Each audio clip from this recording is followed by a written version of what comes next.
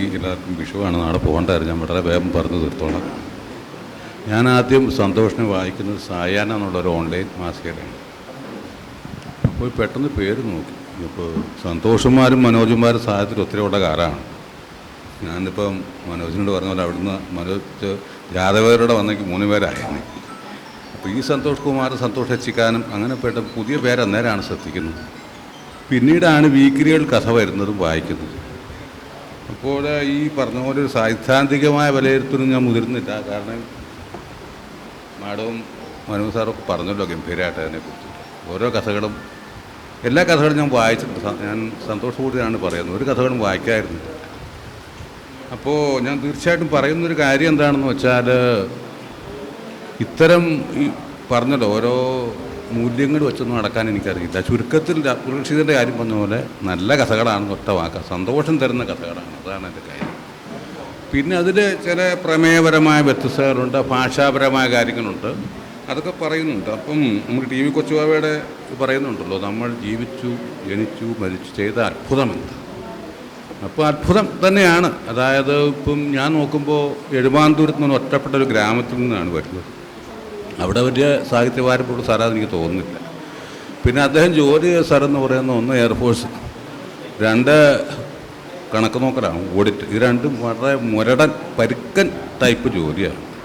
പക്ഷേ ഭാഷയിൽ കോവിലിൻ്റെയോ അല്ലെങ്കിൽ പാറപ്പുറത്തിൻ്റെ പോലുള്ള ഒരു ചിരട്ട പാറപ്പുറത്ത് വരയ്ക്കുന്ന പോലെ ഒരു പരുക്കൻ ഭാഷയല്ല, കുറേ കൂടെ കാവ്യാത്മക ഭാഷ എന്ന് പറഞ്ഞ പോലെ വളരെ മനോഹരമായ ഭാഷയുണ്ട്.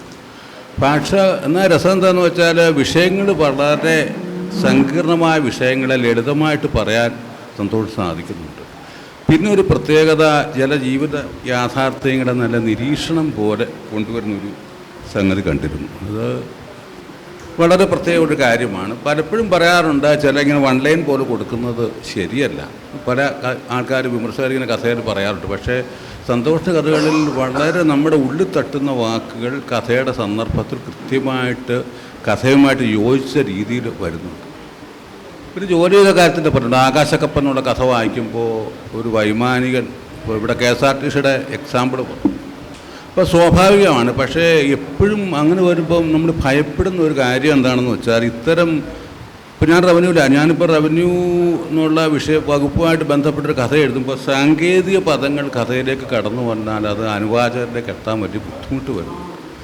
ഇപ്പോൾ വിമാന എഴുത്തിൻ്റെ കഥയിൽ പ്രൊപ്പല്ലർ അങ്ങനത്തെ വലിയ സാങ്കേതിക വാക്കുകൾ ഉപയോഗിച്ചാൽ വലിയ ബുദ്ധിമുട്ടാണ്. പക്ഷെ അതൊന്നും ഒരു ബുദ്ധിമുട്ടും കൂടാതെ നമ്മളിലേക്ക് പകർന്നു തരാൻ പറ്റുന്ന മനോഹരമായ ഒരു ഭാഷ കയ്യിലുണ്ടായതുകൊണ്ടാണ് അദ്ദേഹത്തിന് അത് പറ്റിയതെന്നാണ് എൻ്റെ ഒരു ബോധ്യം. അപ്പം ഞാൻ പറഞ്ഞു വരുന്നത്, ഈ പരുക്കൻ ജീവിതയാഥാർത്ഥ്യങ്ങളെ നല്ല ഭാഷയിൽ നമ്മളിലേക്ക് സമ്മതിപ്പിക്കാൻ അദ്ദേഹത്തിന് കഴിയുന്നുണ്ട്. അതാണ് ഒരു കഥാകാരൻ എന്നുള്ള ഒരു രീതിയിൽ സന്തോഷ് കുമാറിൻ്റെ വിജയമെന്നാണ് എൻ്റെ ഒരു തോന്നൽ. നമസ്കാരം.